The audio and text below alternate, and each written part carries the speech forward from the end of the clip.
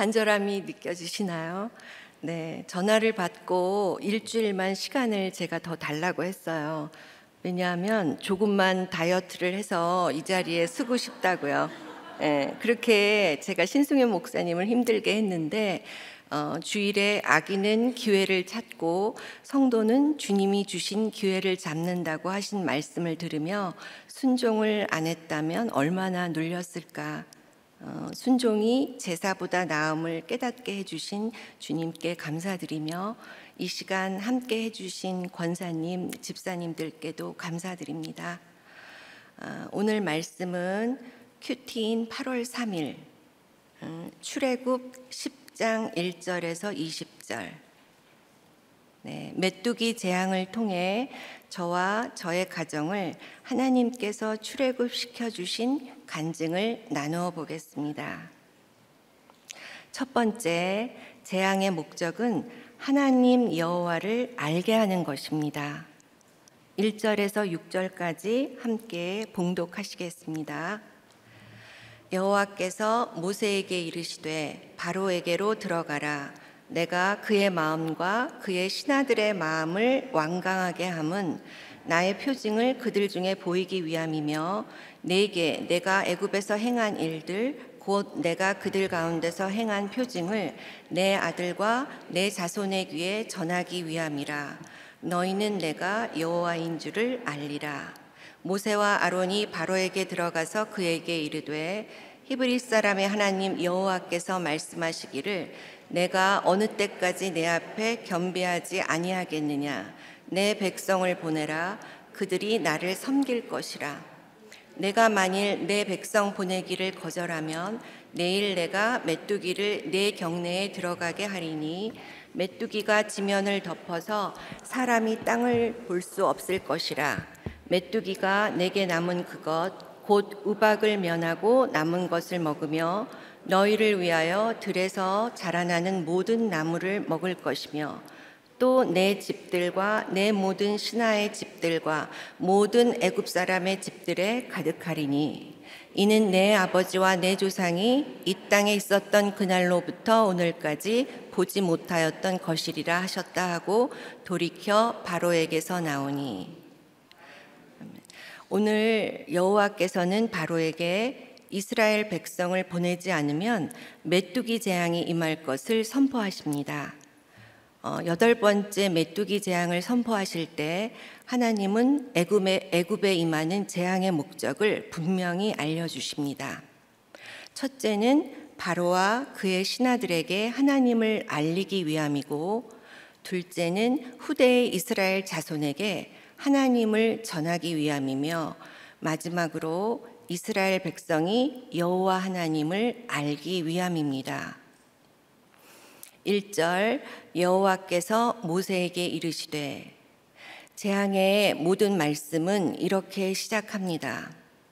하나님께서 출애굽시키시는 가장 큰 이유는 이스라엘 백성들이 이 재앙의 사건을 기억하고 구원시키시는 분은 하나님이심을 알게 하기 위함입니다.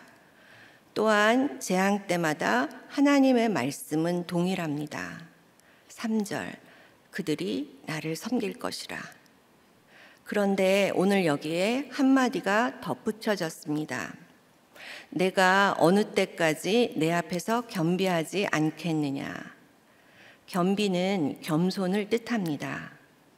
지금 바로가 하나님 앞에 겸비하지 않는다, 즉 교만하다는 것입니다. 우리 기독교인들에게 교만은 자신의 삶을 하나님께 의탁하지 않는다는 것일 겁니다. 하나님 이외에 뭔가가 있다고 믿는 것이죠. 하나님은 바로도 미워하지 않으십니다. 계속 부르십니다. 그런데 바로의 마음이 열리지 않고 있습니다. 저는 2009년도에 우리들 교회에 왔습니다. 그때 저는 다니던 교회에서 남편의 외도가 드러나 이 교회 저 교회를 헤매고 있었습니다.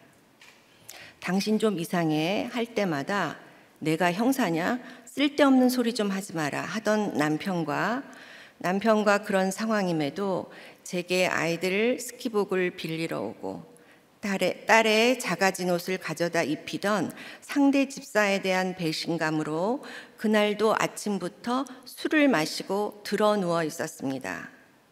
그러다 우리들 교회 목자님으로부터 전화를 받았습니다. 한 집사님에게 저의 형편을 나누었을 뿐인데 연결이 되어 전화를 받게 된 것입니다. 술을 너무 많이 마셨나? 이게 무슨 소리지 싶어 한번 방문하겠다고 하고 며칠 후 큰 선글라스를 끼고 목자님 댁을 방문했습니다. 선글라스를 낀 이유는 띵띵 부은 얼굴도 가리고 또 목장에 참석할 결정도 아직 하지 않았는데 집이 가까워 혹 마트 등에서 만날 수도 있어서였습니다. 식탁에서 커피를 마시며 목자님은 남편이 외도를 했고 혼외자까지 있다는 얘기를 하시며 그럼에도 불구하고의 간증을 이어가셨습니다. 하나님, 왜 이 이야기를 듣게 하시나요? 내 남편은 혼외자는 없으니 그만 여기서 퉁치라는 말씀이신가요? 생각하며 안녕히 계시라고 인사하고 돌아서는 저에게 목자님은 집사님, 저랑 이 식탁에서 나눔하시고 많은 집사님들이 살아나셨어요 하셨습니다. 목장에 꼭 참석하세요가 아니라 살아나라는 목자님의 배웅의 말이 계속 생각이 났습니다. 살아나려면 제가 죽어 있다는 것을 먼저 인정해야 했습니다. 집에 돌아와 지인으로부터 선물 받은 가정아 살아나라라는 책을 펼쳤습니다. 저의 울상과 너무나 대조되게 환하게 웃으시는 목사님의 사진이 실린 책을 읽으며 또 전에 헬스장 TV에서 우리들 교회 공동체 고백을 들었을 때 저분은 이민 가시려나 보다 생각했던 간증들도 들으며 목장이 궁금해졌습니다. 첫 목장이 생각이 납니다.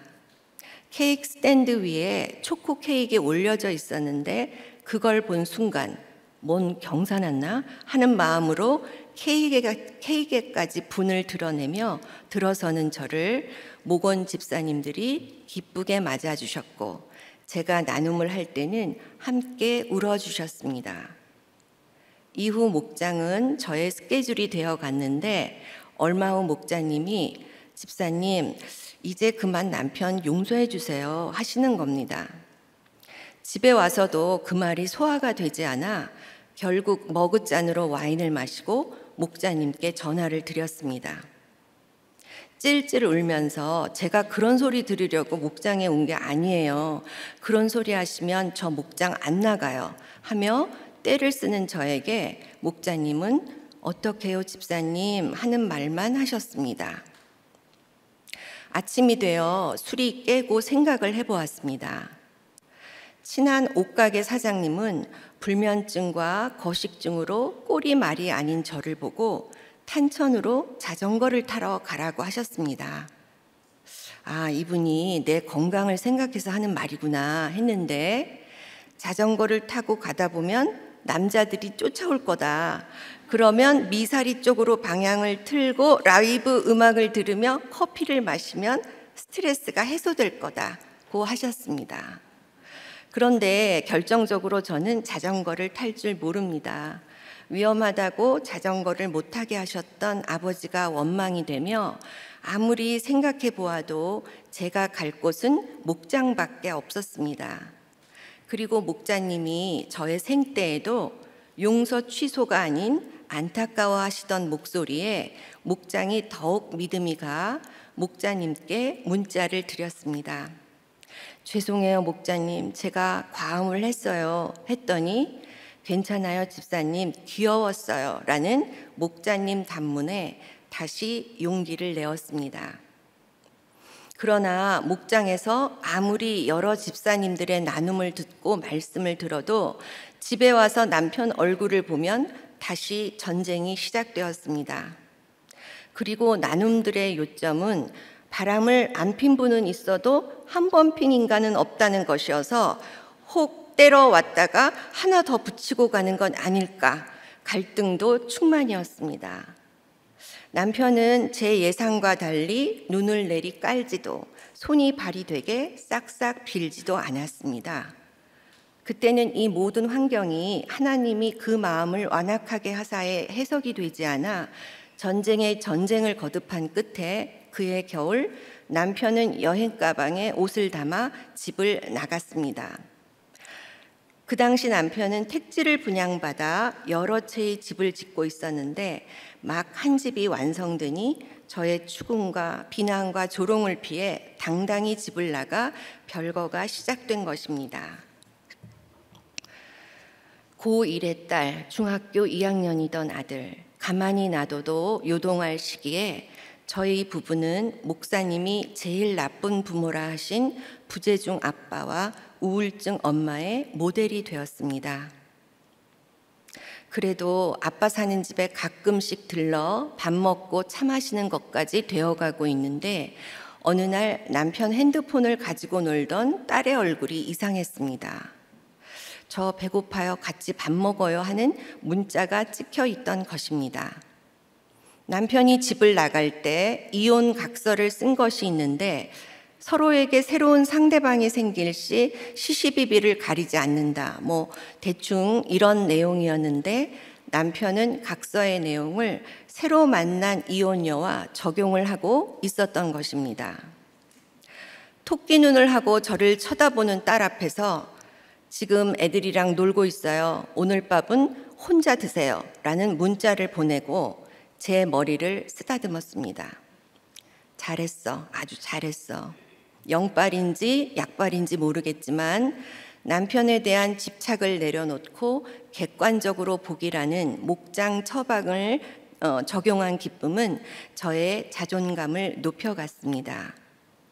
그러나 남편의 집 비번이 그 여자의 전화번호로 되어 있는 것을 알았을 땐 사람을 무시해도 정도가 있지 하며 목자님께 전화를 걸어 이번엔 이혼하겠다, 이혼을 해야겠다고 했지만 목자님의 하루만 참자에 승복하여 위기를 넘어갔습니다. 지금 생각하면 비번이 제 번호로 되어 있는 것이 이상한 일인데 말이에요. 그리고 새해가 되어 분당에 성전이 생겼습니다. 저는 각자의 친구를 따라 교회에 다니던 아이들을 등록시키고 이번엔 유부녀가 아니라 이혼녀이기에 더더욱 남편 없이 아이들과 잘 사는 방법을 연구 중이었습니다. 그런데 어느 주일 딸이 엄마 잠깐만 하더니 남편의 손을 잡고 다가왔습니다. 내가 아빠한테 집은 따로 살아도 교회는 같이 다니자고 했어 하며 제 눈을 피하며 말하는 딸 옆에 머쓱한 웃음을 짓고 있는 남편이 서 있었습니다.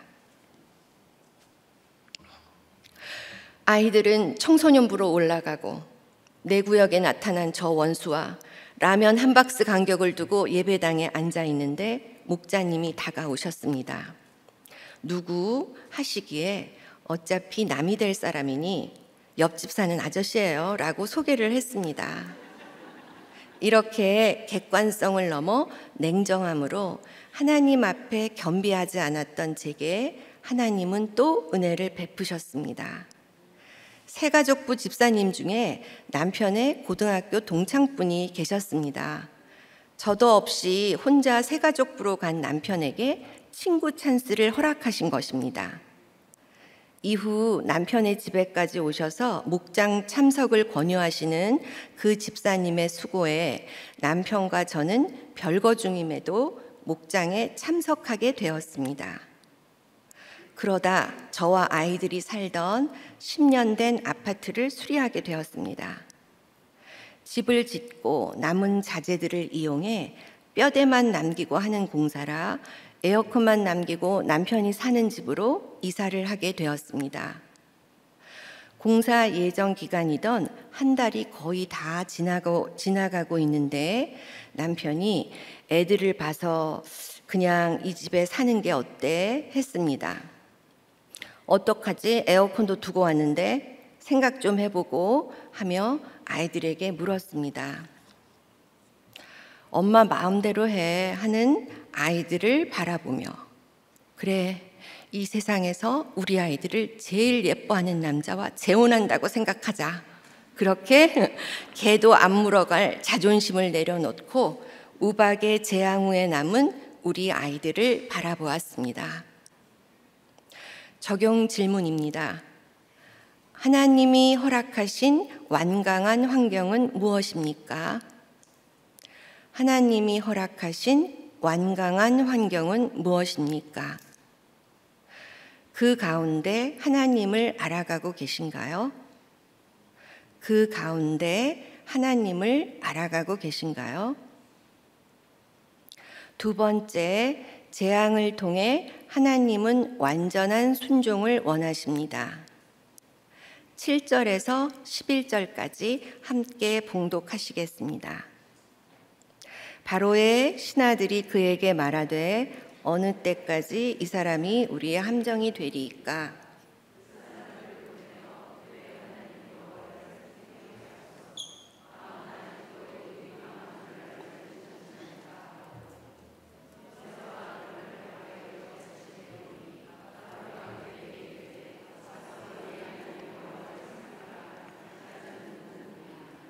모세가 이르되 우리가 여호와 앞에 절기를 지킬 것인즉 우리가 남녀노소와 양과 소를 데리고 가겠나이다. 바로가 그들에게 이르되 내가 너희와 너희의 어린 아이들을 보내면 여호와가 너희와 함께함과 같으니라.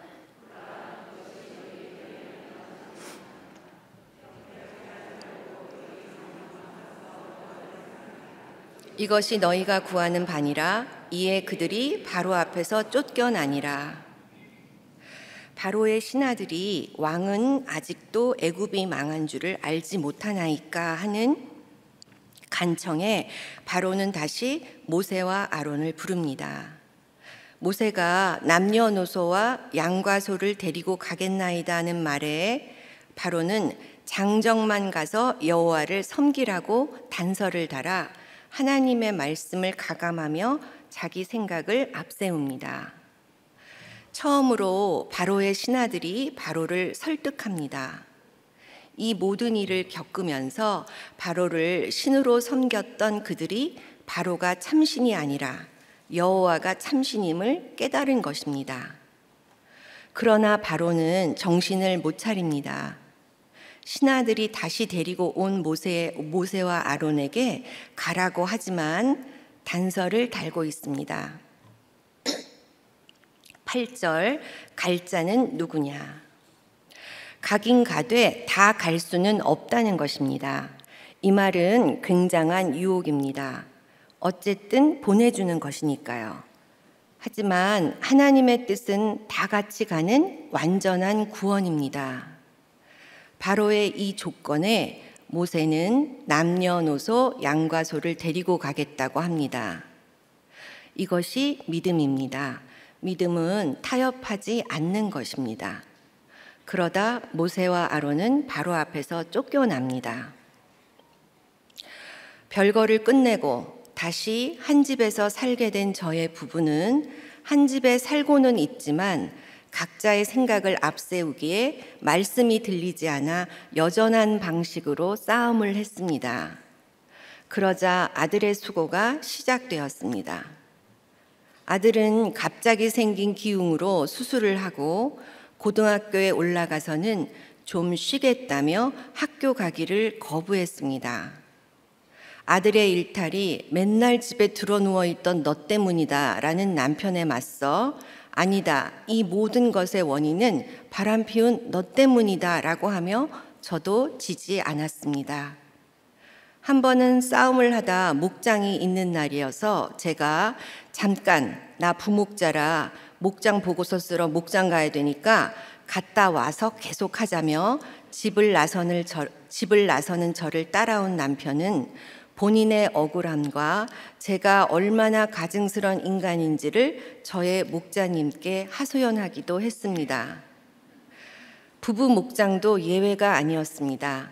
싸우다 남편은 날 이제 그만 놓아달라고 소리치며 왜 우리들 교회는 이혼을 못하게 하냐며 목장을 중간에 나가버리는 일까지 자신의 죄가 안 보이니 서로에게 함정을 파며 지루한 싸움을 계속했습니다.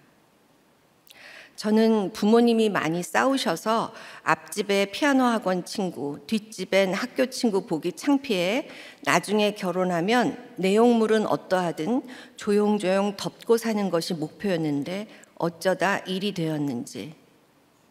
새벽에 출근해야 하는 목장 집사님들, 연신 하품을 하는 집사님들의 아이들에게까지 너무 미안했습니다. 우리 아이들도 목장 갔다 온 우리 부부의 안색을 살피며 이럴 거면 목장에 가지 말라고도 했습니다. 그래, 우리 부부는 여기까지인가 보다. 예배는 가고 목장은 여러 사람을 위해 가지 말자. 어쨌든 예배는 드리니 천국은 가겠지 하며 타협하고 싶었습니다. 그러나 공항에 왔을 때 부모 형제가 아닌 목자님과 부목자님이 저의 팔을 붙잡고 병원 응급실을 가주시던 일, 또 그동안 저의 가정의 회복을 위해 기도하시던 목장 집사님들이 생각났습니다. 내가 믿음은 없지만 의리까지 없어서는 안 되지 하며 마음을 또 돌이켰습니다. 그러다 이젠 목장을 가야 되나 말아야 되나 따질 것도 물을 것도 없는 상황이 왔습니다. 저와 남편이 어느 해에 같이 목자가 된 것입니다. 이에 감사함보다 아니 나는 그렇다 치고 너는 왜? 라는 물음표를 찍는 저는 여전히 겸비하지 못한 자였습니다. 하나님 말씀에 온전히 순종하기 위해 하나님은 내 죄를 보게 하셨습니다. 목자님이 나의 낙태로 혼외자 사건이 왔다고 고백하시면 목자님 자학하지 마세요.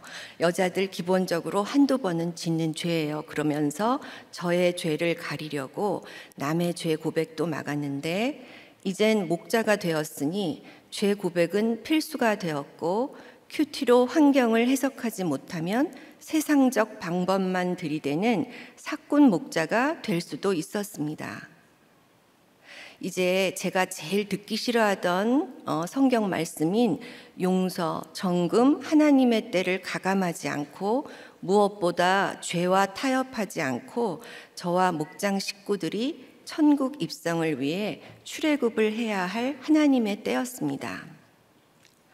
저는 30여 년 전에 같은 회사에 다니던 저보다 12살이 더 많은 띠동갑 남편과 결혼을 했습니다.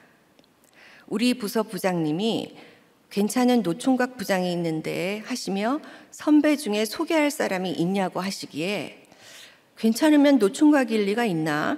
그래도 부장님의 부탁이니 이것도 업무의 연장이라 생각하며 소개해도 욕먹지 않을 사람을 준비했습니다. 그런데 그 언니가 미팅 당일 펑크를 내는 바람에 할 수 없이 상황을 설명하러 나갔습니다. 그리고 이후의 만남이 결혼으로 이어졌습니다. 남편은 오빠가 결혼한 지 얼마 안 되어 저의 집 사정이 넉넉하지 않음을 알고 결혼식은 우리 돈으로 하자며 혼수 준비도 도왔고 무엇보다 신혼집을 대치동 아파트로 계약했습니다. 동그라미가 많이 붙은 수표를 보고 제가 이 돈 들고 도망가면 어쩌려고 하니 돈 잃는 건 상관없는데 너 같은 신부를 어디 가서 얻겠니? 돈 들고 도망가지 말고 잘 계약하고 와라고 했습니다. 부동산 사장님도 집주인도 저에게 복이 많은 새댁이라고 했습니다. 신랑을 유통기한이 좀 지난 재고품에서 고르니 1+1 행사로 이런 게 따라오네 하며 당연하게 생각했는데 목사님 말씀대로 이 세상에는 우연한 일도 당연한 일도 없는 것 같습니다. 바로처럼 저도 재앙보다 더 무서운 돈 사랑으로 남편도 사랑의 대상보다는 필요의 대상이었습니다. 남편의 외도를 알게 되고 저 돈이 내 돈이 아니겠구나 싶으니 하나님께 집들이 안 팔리게 해달라고 기도를 드렸습니다. 신실하신 하나님은 이 기도에 응답하셨는데 제 기도를 들으셨다기보단 집이 잘 팔렸으면 남편은 새로운 여자와 살았을 것이고 저는 위자료 많이 받고 이혼했을 것 같았기 때문일 겁니다. 하나님의 긍휼하심으로 온 가족이 함께 살게 된 환경에서 죄가 죄로 여겨지지 않으니 하나님의 절기를 지키며 예배 드리기 위해 허락하신 환경에 대한 감사함이 없었습니다. 이런 제게 아들의 수고는 죄를 직면하고 회개로 이끄는 하나님의 은혜였습니다. 남편의 외도는 오롯이 혼자만 지고 가는 외로움의 십자가였는데 아들의 수고는 그래도 부부가 합심하며 지고 가는 은혜의 십자가였습니다. 특히 그때 주일 설교로 주신 사무엘하 18장 33절 다윗의 내 아들 압살롬아 내 아들 압살롬아 차라리 내가 너를 대신하여 죽었더면 압살롬 내 아들아 하였더라의 말씀으로 회개의 문을 열어주셨습니다. 아빠가 없으니 남자로서 엄마와 누나를 지켜야 한다며 제 곁을 맴돌던 아들의 상처가 생각나며 처음으로 피해자가 아닌 가해자로서의 회개를 하게 되었습니다. 적용 질문입니다. 하나님의 말씀 가운데 적용하기 힘든 말씀은 어떤 것들입니까?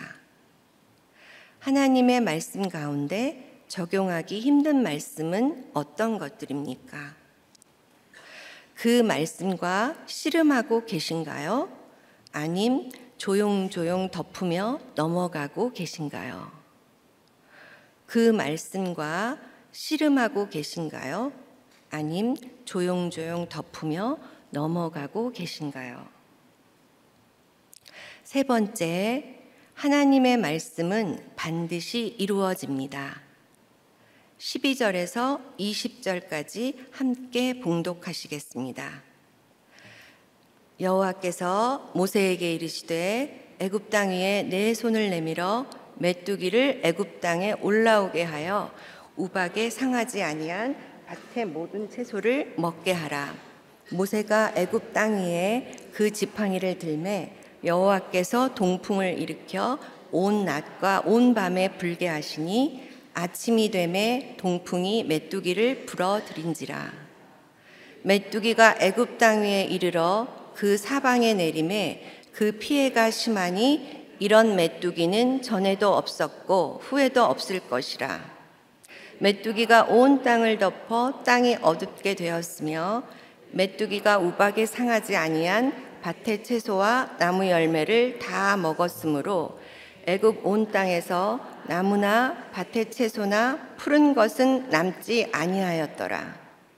바로가 모세와 아론을 급히 불러 이르되 내가 너희의 하나님 여호와와 너희에게 죄를 지었으니 바라건대 이번만 나의 죄를 용서하고 너희의 하나님 여호와께 구하여 이 죽음만은 내게서 떠나게 하라. 그가 바로에게서 나가서 여호와께 구하매 여호와께서 돌이켜 강렬한 서풍을 불게 하사 메뚜기를 홍해에 몰아넣으시니 그러나 여호와께서 바로의 마음을 완악하게 하셨으므로 이스라엘 자손을 보내지 아니하였더라. 바로의 불순종에 하나님은 모세의 손을 통해 선포하신 재앙의 말씀을 이루어 가십니다.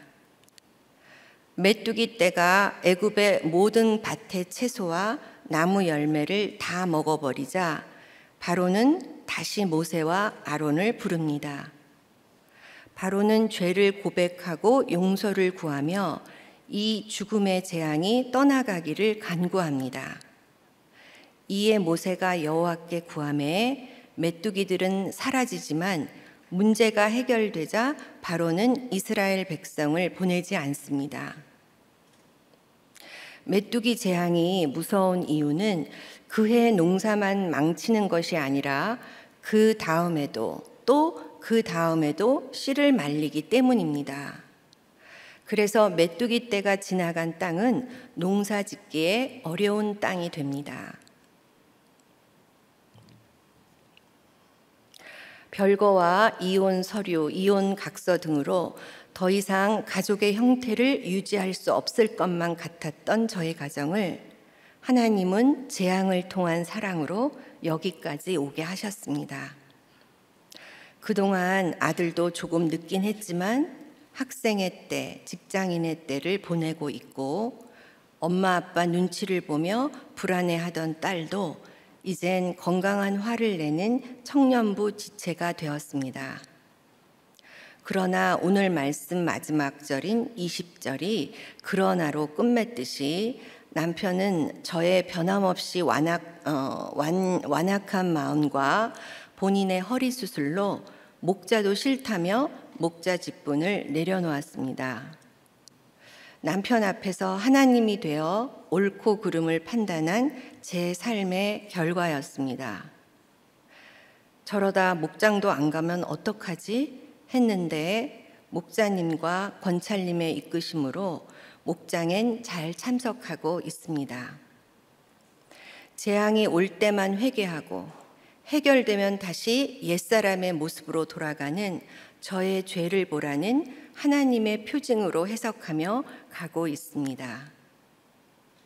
얼마 전에 대화를 하다 그날 큐티 말씀을 인용하는 남편이 고마워 볼에 뽀뽀를 하였고 그 얘기를 부부 목장에서 나누니 그날 목자님은 마침 기도에서 하나님 아버지, 이 부부가 뽀뽀를 했다고 합니다. 다음번엔 키스도 하게 해주시옵소서 하시는 겁니다. 네, 적용은 참 심플하지만 딥한 것 같습니다. 네, 이런 남편에게 뽀뽀도 해주며 내가 데리고 산다는 저의 뿌리 깊은 교만을 보게 하시는 주님이십니다. 또 이건 우리 평원님이 넣으라고 하는 해프닝인데요. 남편 앞으로 택배가 왔습니다. 그런데 택배 내용물에 누드 은행이라고 적혀 있어요. 저는 은행이라는 단어는 안 들어오고 오직 누드에만 꽂혀서 넌 뻔뻔하다. 집으로 이런 걸 배달시켜?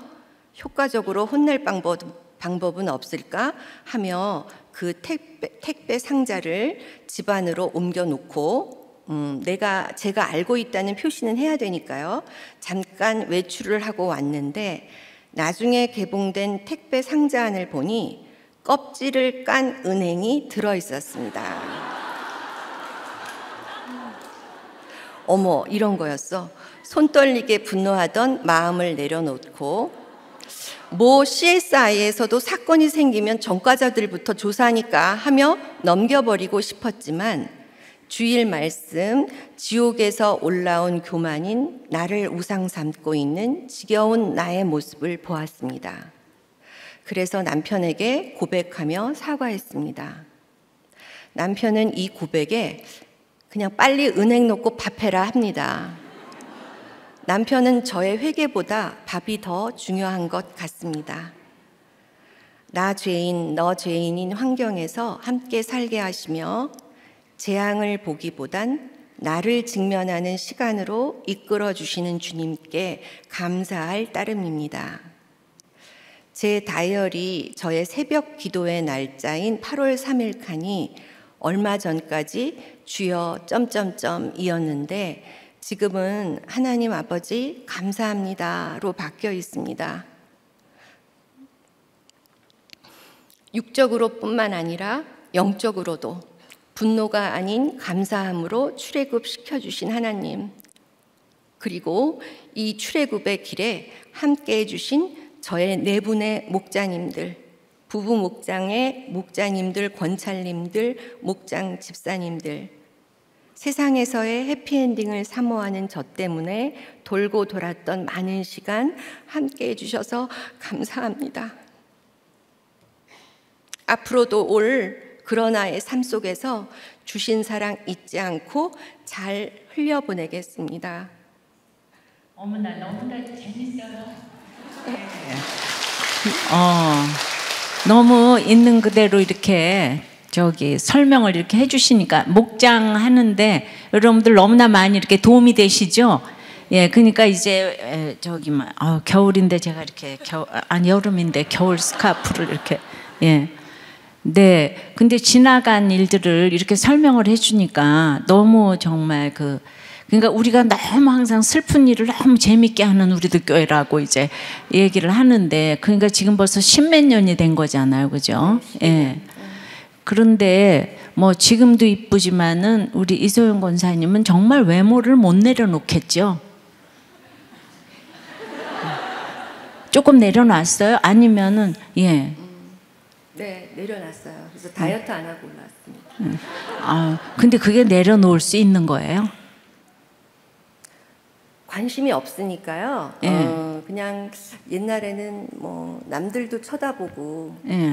그러면서 이제 지냈는데 뭐 우리 집 식구들은 전혀 관심도 없고요. 또 우리들 교회 집사님들도 다들 119 타고 오시는 분들이 많으셔가지고 예, 급하니까 외모가 잘 안 보이시나 봐요. 예. 그리고 저도 나이가 들었고. 아니 그러니까 십몇 년 전에 네. 진짜 너무 예뻤어요. 근데 그 이쁜 여자를 두고 외도를 한 여자는 어떻게 생겼어요? 그게 이제 너무 자존심이 상했을 것 같아. 네, 뭐 12살이 남편보다 제가 어리잖아요. 예. 예, 그게 저는 굉장한 또 무기라고 생각했어요. 예. 근데 더 어린 여자를 만났어요. 아, 그래도 더 어렸는데 집사님보다 예뻤어요? 글쎄 저는 거기에 대한 객관성을 못 갖고요. 예. 남편은 그래도 제가 1번이라고 해요, 항상. 그 여자들은 2번이라고 하고. 그 앞에서는 뭐 그러겠지. 네. 근데 그렇게 잘하다가 왜 그렇게 바람 폈다고 생각해요? 그것도 교회에서.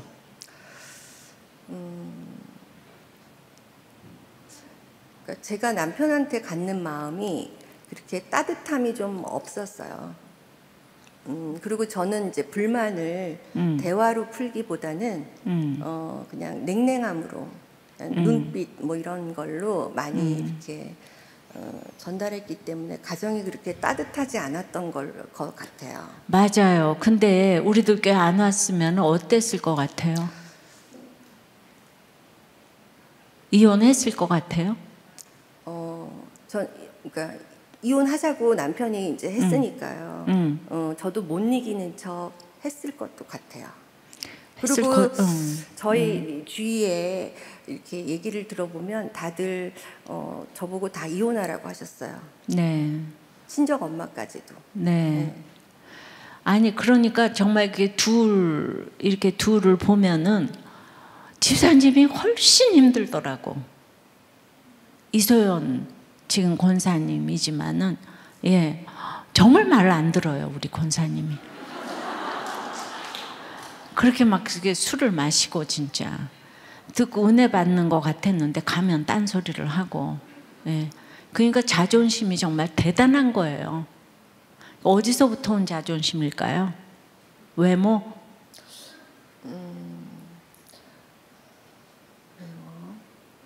외모라기보다는 제가 열등감에서 온 자존심인 것도 같아요.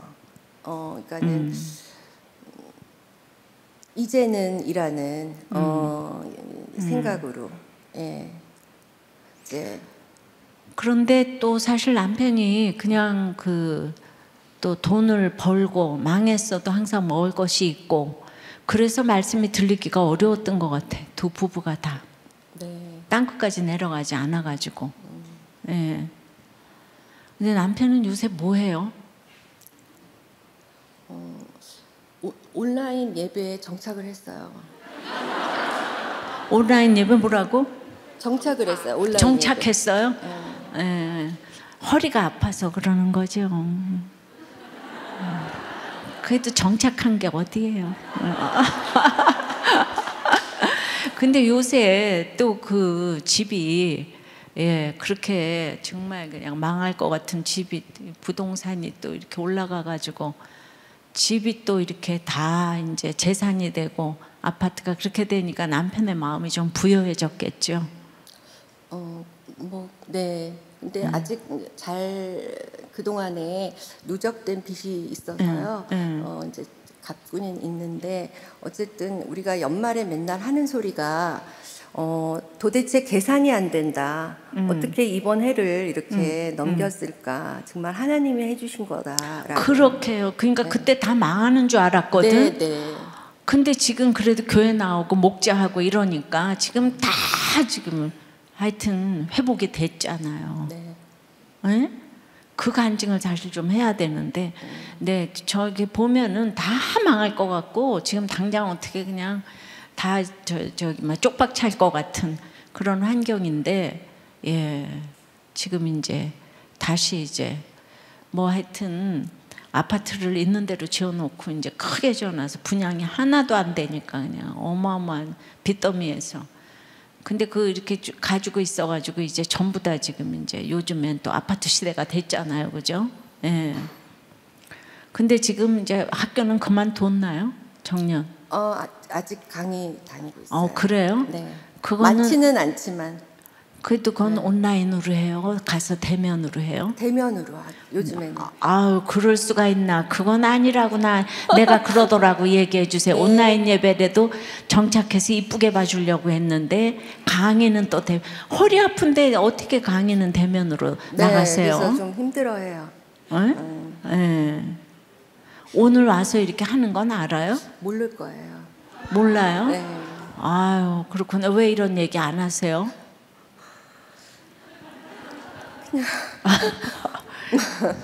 알면 뭐 이렇게 제가 편하지 않을 것 같아서요. 네, 제가 이렇게 나중에 알면 알고. 네. 네.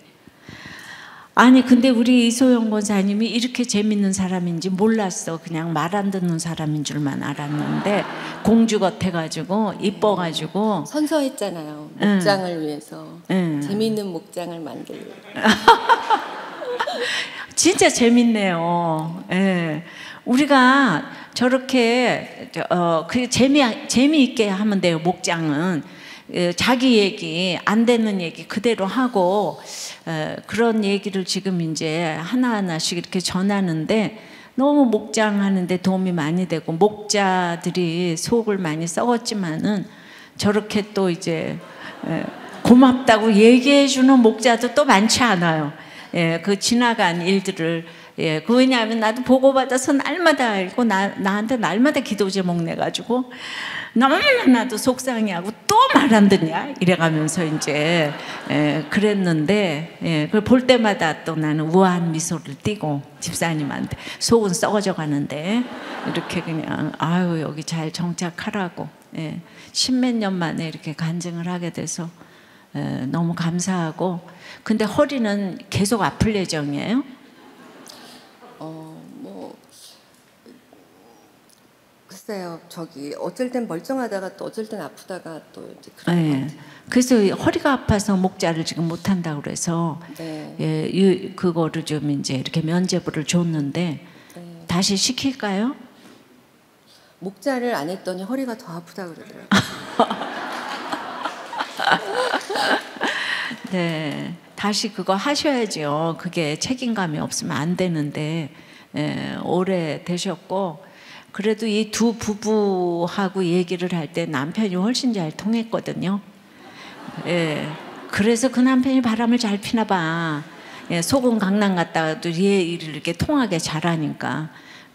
근데 아까 이렇게 얘기를 했잖아요. 내가 냉랭하고 너무나 이제 이렇게 집이 이렇게 이제 따뜻함이 없어서 남편이 그랬을 것 같다. 근데 그거를 예수가 없는 사람들은 그거를 깨닫지를 못해요. 내가 어떻게 돼서 남편이 바람을 폈을까 이런 얘기를 생각조차 하기 싫어하는데 그래도 이제 그걸 이제 객관적으로 깨닫는 건 세월이 많이 지나서 이렇게 지금 깨닫게 되잖아요.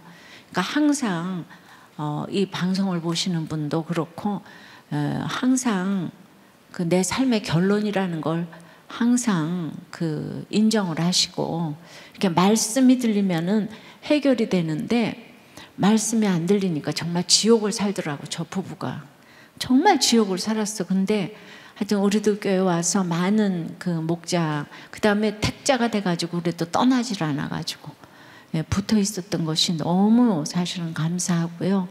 한 영혼, 한 사람에게 말씀이 들리는 이것 때문에 상소를 해야 된다고 했는데, 우리도 교회 목장이 다 이런 분들 살려내면 저렇게 또 이제 권사님이 되시고, 지금 목자로서의 너무 자격도 갖추셨어요. 그래서 그 목장 너무 재밌어요? 저는 재밌어요. 다른 사람도 재밌다 그래요? 물어볼게요.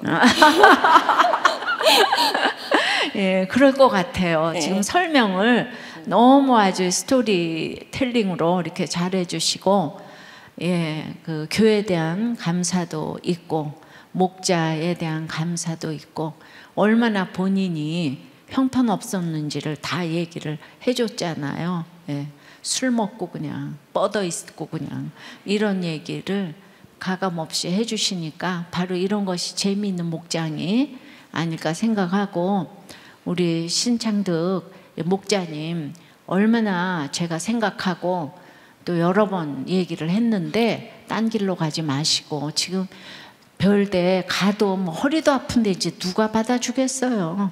그죠? 오직 그냥 조강지처밖에 없는 거지. 조강지처 최고인 줄 아시고 잘 사시고 빨리 목자 복귀하시기를 바랍니다. 예, 너무 은혜 받았습니다.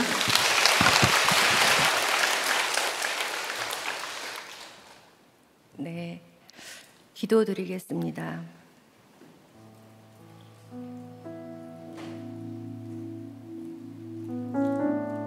여호와니시, 나의 깃발이신 하나님 아버지, 저도 포기한 우리 가정을 이토록 사랑하셔서 육적으로 뿐만 아니라 영적으로도 한 공동체에 머물게 하시며 보살펴 주신 은혜에 감사드립니다. 바로처럼 내 옆에 사람들의 고통은 보이지 않고 오직 나의 안위만을 위해 살았던 제게 재앙의 사랑으로 찾아오신 주님, 이제는 주님이 주신 것은 재앙이나 복이나 똑같다는 것을 알기까지 제 옆에 지체를 붙여주셨던 것처럼 저도 그 누군가가 주님을 알기까지 함께 있어주는 지체의 역할을 잊지 않도록 인도해 주시옵소서. 오늘도 그러나의 인생을 살아가기 위해 주님 앞에 나온 주님의 자녀들을 기억해 주시고, 이 길의 끝에 기다리고 계실 주님을 바라보도록 허락해 주시옵소서. 폭우의 비 피해와 재확산된 코로나의 광야에서 원망이 아닌 오늘 하루의 만나를 기대하며 통과하도록 인도해 주시고, 이 나라의 지도자들에게 경제문제, 차별금지법, 태아생명보호법을 지금이 아닌 후세들에게까지 미칠 영향력을 생각하는 주님의 지혜를 주셔서 주님의 절기를 지키며 예배드리는 나라가 되게 하여 주시옵소서. 이 모든 말씀 사랑하는 예수님의 이름으로 기도드립니다. 아멘. 계속해서 들은 말씀을 가지고 기도하겠습니다. 오늘 권사님의 가정에 임한 재앙이 여호와 하나님의 사랑이라는 고백을 들었습니다. 남편의 외도와 별거, 이혼 서류, 아들의 고난은 바로보다, 재앙보다 더 무서운 나의 돈사랑, 나의 죄 때문이라는 그 회개의 상소를 들었습니다. 우리는 나에게 임한 재앙이 여호와 하나님의 사랑이라는 성령의 상소를 들었습니다. 오늘 여러분에게는 어떤 재앙이, 심판이 찾아왔습니까? 누구에게나 반드시 임할 심판 가운데 이 땅에서의 심판은 축복입니다. 이 땅에서의 심판은 아직 영원한 심판이 확정되지 않았을 때 돌이킬 수 있는 기회입니다. 오늘 나의 구원 때문에 인내의 때를 채우며 수고하는 가족과 공동체가 있습니다. 권사님에게도 그럼에도 불구하고의 간증을 이어가시며 살아나라고 말해주는 공동체가 있었습니다. 내가 참을 만큼 참았다고, 이혼하겠다고 할 수만 있다면 당장 권을 사용해서 해결하고 싶은 재앙 가운데서 살아나려면 내가 죽어 있다는 것을 인정해야 했습니다. 오늘 우리에게 임한 심판이 죽은 나를 깨우는 사건이 되게 해달라고 기도합시다. 작은 일 큰 일에 참지 못하고 할 수만 있다면 나의 권을 사용하는 내가 가만히 있게 해달라고, 살아나라고 외치는 말씀과 공동체의 보이스가 들리게 해달라고, 재앙보다 더 지겨운 나의 죄를 깨닫게 해달라고 기도합시다. 심판으로 죽은 나를 깨워달라고 주여 한번 부르시고 기도하시겠습니다. 계속해서 가정을 위해서 기도하겠습니다. 바람 사건, 술, 담배, 게임, 음란 중독, 질병, 별거와 이혼으로 가정이 무너지고 있습니다. 심판의 사건이 찾아오면 자동반사적으로 내 힘으로 해결하려고 합니다. 여러분은 심판 가운데 무엇에 부르짖고 있습니까? 돈 찾고 인맥 찾고 중독 찾다가 한계 상황에 부딪혀 겨우 말씀 앞에, 공동체 앞에 나오는 우리들의 모습이 있습니다. 바울은 지겨운 괴롭힘을 통과하면서도 자기 무죄에 대한 변명보다 주님의 부활을 전했습니다. 그런데 나는 바울도 모세도 아니라며 그만하라며 나를 지겹게 여기고 내가 지겨워하는 사람과 상황과 사건이 있습니다. 100% 죄인인 내가 할 수 있는 것이라고는 그저 주여 주여 부르짖는 것밖에는 없습니다. 바로와 같이 지긋지긋한 남편, 자녀, 환경, 그보다 더 지겨운 편하지 않는 나 때문에 주여 주여 9999 읊조리는 것밖에 할 것이 없습니다. 우리 인생이 지겨운 괴롭힘이라고 하셨는데 하나님을 모르고 나를 몰라 크고 작은 괴롭힘이 재앙이 되었습니다. 모든 괴롭힘의 사건이 나를 망하게 하려고 주신 사건이 아니라 구원하시려고 주신 사건임을 깨닫게 해달라고 기도합시다. 나의 작은 신음에도 응답하시는 주님, 나와 우리 가정이 회개할 수 있도록 심판의 기회를 주셔서 감사하다고, 나를 죽이려는 상황이 나를 가장 보호하심이라는 것을 깨닫게 해달라고, 주여 내가 죄인이라고 고백하는 회개의 상소를 하게 해달라고 주님의 이름을 부르고 크게 부르짖어 기도하겠습니다. 마지막으로 교회와 나라를 위해 기도하겠습니다. 77주년 8.15 광복을 맞이했습니다. 나라가 없으면 예배도 드리지 못한다고 말씀하셨습니다. 말씀으로 세워진 이 나라에게 기회를 달라고 기도합시다. 새로운 정부와 모든 지도자들이 하나님을 경외하여 생명을 살리는 법을 제정하게 해달라고, 차별금지법, 동성결혼을 합법화하려는 시도들을 막아주시고 하나님의 주권을 인정하여 함부로 생명을 나태하지 않도록 생명을 보호할 태아생명보호법이 제정되게 해달라고 기도합시다. 세상 가치관으로 쏟아져 나오는 온갖 문화, 경제, 정치로 괴로운 가운데서 나와 우리 자녀들을 지켜달라고, 구속사의 가치관으로 세워진 우리들 교회를 주님 지켜주시고 끊임없는 공동체의 상소가 상달되어질 수 있도록 날마다 애통함으로 교회와 나라를 또 그리고 나를 위해서 한 사람에게 말씀을 전하며 부르짖으시는 담임 목사님의 영육을 보호하게 해달라고, 우리 교회와 나라를 지켜달라고, 공동체를 지켜달라고 주여 한번 부르시고 기도하시겠습니다. 주여 주여, 괴로운 가운데 주님께 부르짖어 상소를 올려드립니다. 위조와 퇴학으로, 우울증으로, ADHD로, 심판으로 반드시 죽을 인생에 회개할 수 있는 기회를 주셔서 감사합니다. 중독과 원망, 생색으로 끊임없이 집요하게 상소하던 저인데 끊임없는 말씀과 공동체의 성령의 상소로 인하여 사역자로, 남편으로, 아빠라는 이름으로 은혜로 살아있게 하심에 감사합니다. 전에는 마음 먹으면 무엇이든 할 수 있다고 여겼는데 열심을 내면 낼수록 제 힘으로는 할 수 있는 것이 없어 그저 주여 주여 부르짖는 저를 주님 불쌍히 여겨 주시옵소서. 오늘 말씀처럼 우리들에게 임한 재앙의 목적이 여호와를 알고 만나게 되는 것임을 깨닫게 하여 주시옵시고, 그저 살아있다는 것이 괴로움인 이 세상에서 지겨운 가족보다, 환경보다 내가 더 지겨운 죄인임을 깨닫게 하여 주시옵소서.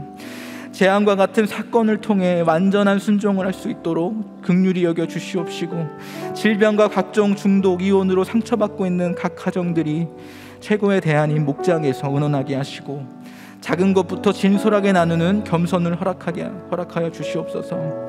나를 죽이려는 환경이 나를 가장 보호하시는 환경인 것을 믿고 회개의 상소를 올리는 우리들이 되게 하여 주시고, 나를 부르신 그 자리에서 여전한 방식으로 큐티하고 기다리며 모든 결론이 복음으로 열매 맺을 수 있도록 주님 도와주시옵소서.